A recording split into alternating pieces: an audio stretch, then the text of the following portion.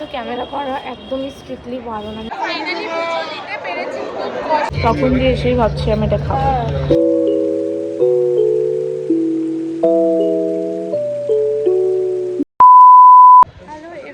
Welcome back to my YouTube channel. কেমন আছো তোমরা সবাই? আশা করছি খুব ভালো আছো। তো আজকে সকাল সকাল আমরা রেডি হয়ে পড়েছি আর আমরা যাচ্ছি হচ্ছে কালীঘাট মন্দির।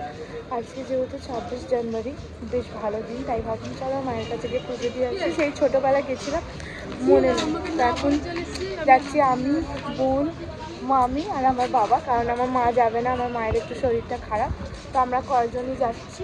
চলো এখন টিকিট কাটা হচ্ছে, তারপর দেখা।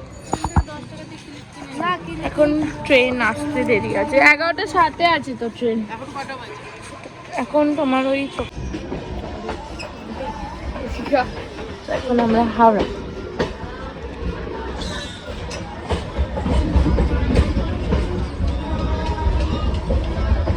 তো এখন আমরা রয়েছি হচ্ছে হাওড়া, মানে এখন হাওড়া ঢোকেনি, একটু দেরি আছে, এই যে ট্রেন যাচ্ছে। তো চলো একেবারে নেবে দেখা হবে, কারণ এখন যা বলবো তোমরা শুনতে পারবে না, আমি কী বলবো না বলবো। তো একেবারে নেমে দেখা হবে। এটা দেওঘর যাচ্ছে। তো ফাইনালি আমরা বাসে ধাক্কা ধুক্কি মারপিট প্রায় কালীঘাট পৌঁছেছি। এই যে ভীষণ বিরক্ত লেগেছে বাসে। এমনিতে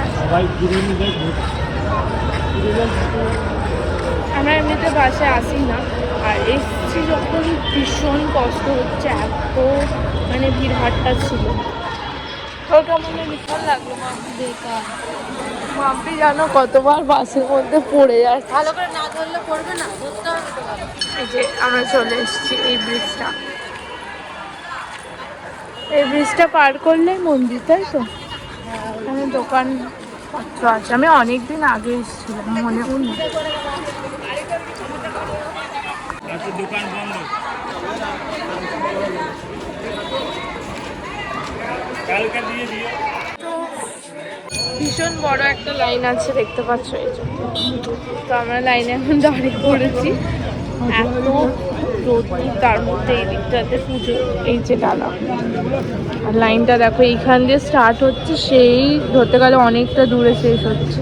কি জানি দেখতে পাবো কিনা ঠাকুরকে, পুজো দিতে পারবো কিনা সেটাই হচ্ছে কথা। বাবা ফাইনালি আমরা পুজো দিতে পেরেছি। এত ভিড়, ঠেলা ঠেলি, পুজো দেওয়া হয়নি, আর কোনোদিন এখানে আসা যাবে না। এত মানে এখানকার পণ্ডিতদের ব্যবহার খারাপ, মানে লোককে ধাক্কা দিয়ে দিচ্ছে যারা পয়সা দিচ্ছে।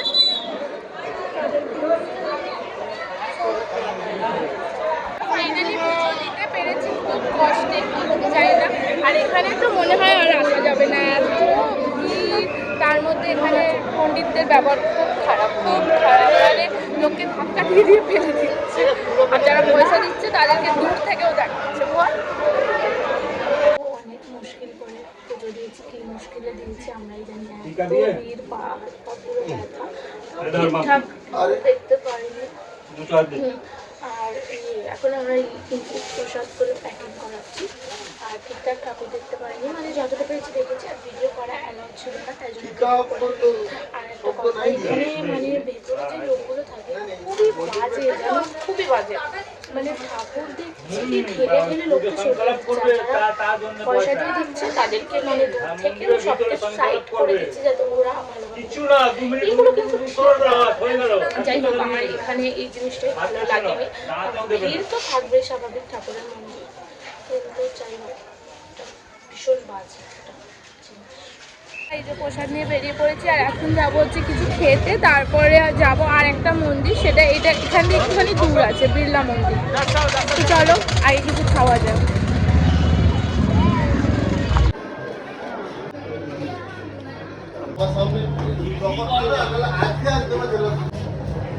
পরে আমরা লাস্টের ডেজার্টের জন্য নিয়েছি হচ্ছে এই যে গাজা হালুয়া, যেটা আমার সব থেকে ফেভারিট জিনিস। তখন দিয়ে এসেই ভাবছি আমি এটা খাবো। আমাদের খাওয়া দাওয়া সব হয়ে গেছে, এবার আমরা যাবো হচ্ছে একটা অন্য মন্দিরে। অন্য মন্দির বলতে বিড়লা মন্দির, এখান থেকে একটু দূর আছে। তো চলো এখন যাই, ফোনে চার্জও শেষ হয়ে যাচ্ছে, তো ওখানে গিয়ে একবারে। এখন আমরা গাড়িতে আছি, এখান দিয়ে এখনো 6 কিলোমিটার দূর যেই মন্দিরটা যাবো সেই মন্দিরটা। খেয়ে দিয়ে গাড়িতে উঠলে কেমন বমি বমি চলে আসে, কিন্তু এই গাড়িটা সেরকম জায়গাটা খোলা আছে। যেই মন্দিরটায় যাবো ওটা খুব সুন্দর মন্দির, ফোনে দেখলাম।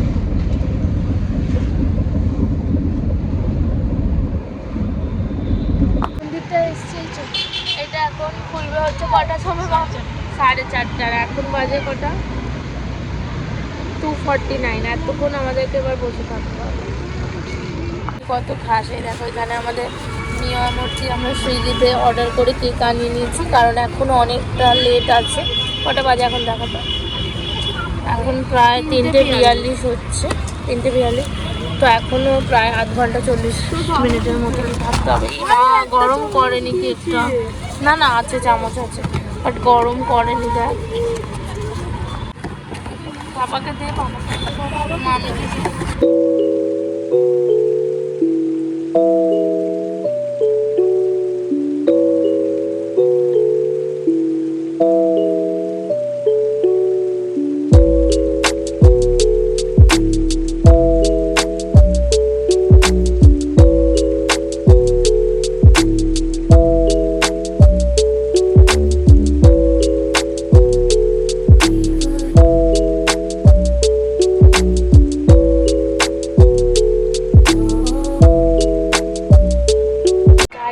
ভিডিও করা অ্যালাউ নেই, তাও আমি একটু একটু ওপেন করছি যেমন করে।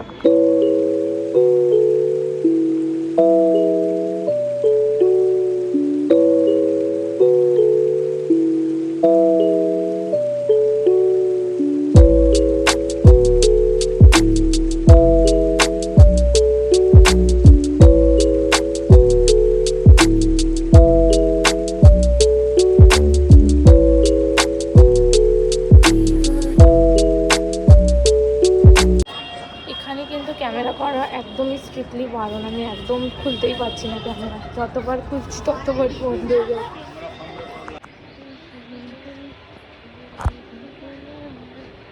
হ্যাঁ, এতক্ষণ বাসে আমরা ঘুম পেয়ে গেছে, 1 ঘন্টা বাসে ছিলাম, তারপরে এখন এসেছি সৌরাষ্ট্র।